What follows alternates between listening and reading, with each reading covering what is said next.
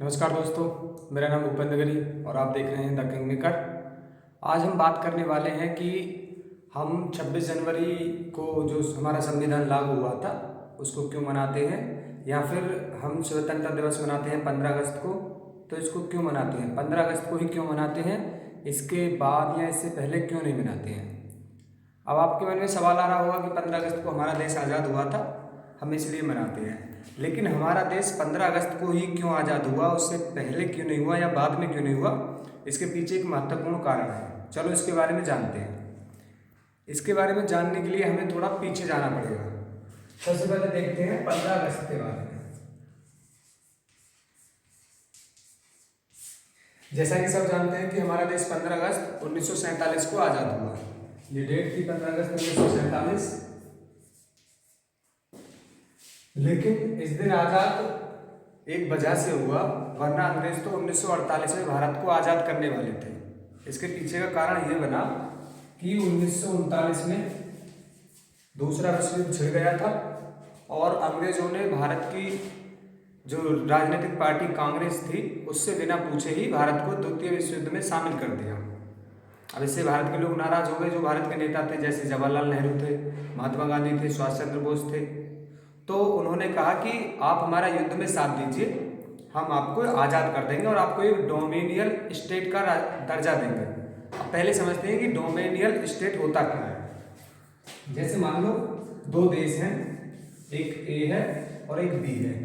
तो डोमिनियल स्टेट में जो ए है वो बी को आज़ाद तो कर देगा, लेकिन जो बी का राजा होगा यानी कि राष्ट्रीय अध्यक्ष होगा वो वही होगा जो ए का राजा है।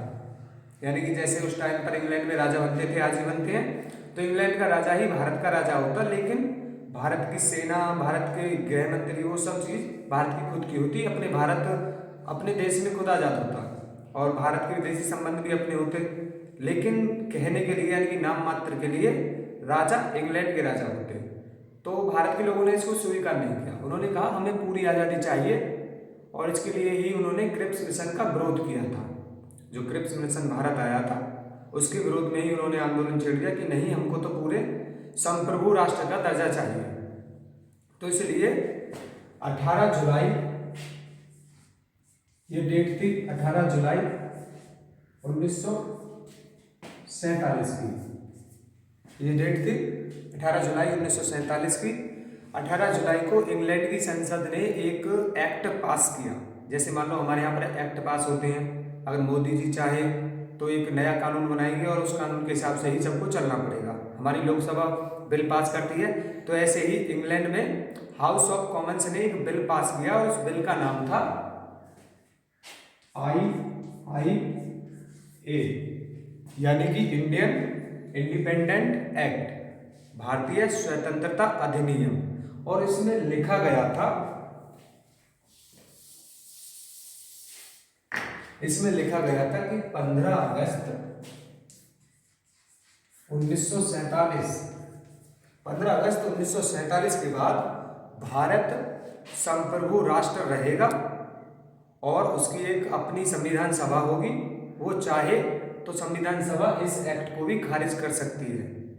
अगर वो इस एक्ट में 15 अगस्त की जगह 20 अगस्त लिख देते तो हमारा देश 20 अगस्त को ही आज़ाद होता, और अगर 10 अगस्त लिख देते तो 10 अगस्त को आज़ाद होता। इसलिए हम 15 अगस्त को अपना स्वतंत्रता दिवस मनाते हैं, क्योंकि इस एक्ट में लिखा गया था कि भारत में ये एक्ट 15 अगस्त 1947 से लागू हो जाएगा।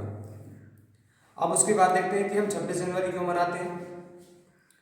सबको पता है कि 26 जनवरी 1950 को हमारे देश का संविधान लागू हुआ, लेकिन ये सिर्फ मूल वजह नहीं है, मूल वजह कुछ और है 26 जनवरी मनाने की। चलिए उसके बारे में देखते हैं मूल वजह क्या है।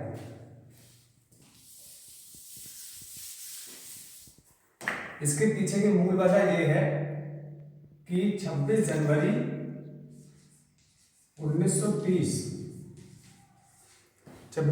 1930 की डेट बहुत महत्वपूर्ण है, क्योंकि इस दिन कांग्रेस का अधिवेशन हुआ था लाहौर में, और इस अधिवेशन में कांग्रेस के नेताओं ने यह डिसाइड किया था कि हम 26 जनवरी को अपना आज़ादी दिवस मनाएंगे, यानी कि हम आज से ही मान लेते हैं कि हम आज़ाद हैं।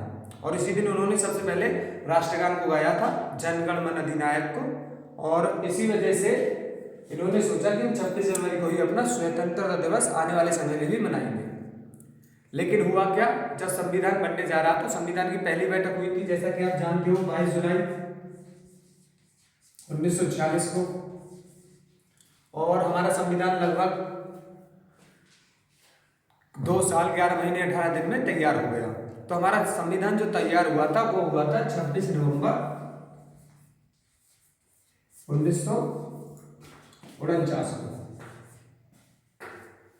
26 नवंबर 1949 को हमारा संविधान बनकर तैयार हो गया था। अब जो नेता थे, जो कांग्रेस थी, क्योंकि उस टाइम पर कांग्रेस ही सत्ता में थी, उसने सोचा कि भाई जो हमने 26 जनवरी का दिन रखा है उसको हम बेकार नहीं जाने देंगे। अब कुछ ना कुछ ऐसा करो जिससे ये दिन बेकार ना जाए। जो 20 साल से मनाते आ रहे हैं, तो इन्होंने जो हमारा संविधान 26 नवंबर 1949 को लागू हुआ था उसके 2-4 एक्ट लागू करके, यानी कि अनुच्छेद लागू करके, बाकी संविधान को 26 जनवरी 1950 को लागू किया, 2 महीने बाद।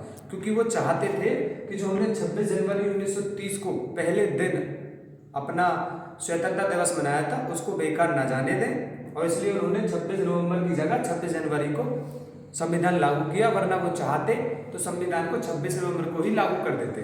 अब देखते हैं हमारे संविधान की कुछ रूपरेखा। जो हमारा संविधान है उसमें लगभग 55% या 50% जो अनुच्छेद है वो पहले से ही चले आ रहे हैं, यानी कि 1935 के कानून से चले आ रहे हैं।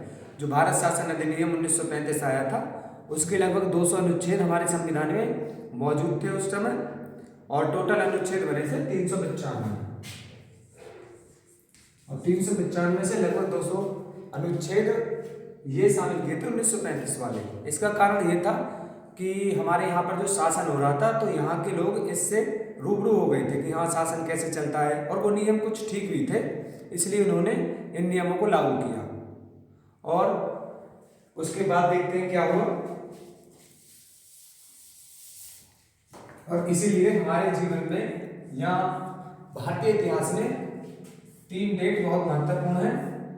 15 अगस्त 1947 की है एक डेट, एक 26 नवंबर 1949 और एक 26 जनवरी 1950। तो ये डेट हमारे भारतीय इतिहास में बहुत ज़्यादा महत्वपूर्ण है। तो जैसा कि आपको पता चल गया है कि हमारे संविधान में क्या क्या हुआ और क्यों लागू हुआ इसी दिन, और क्यों हम 15 अगस्त को ही स्वतंत्रता दिवस मनाते हैं।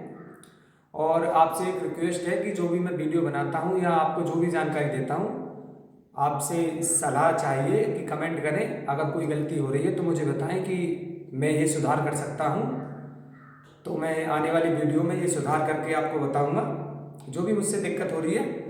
और आपसे एक रिक्वेस्ट है कि वीडियो को लाइक और चैनल को सब्सक्राइब जरूर कर देना। Thank you.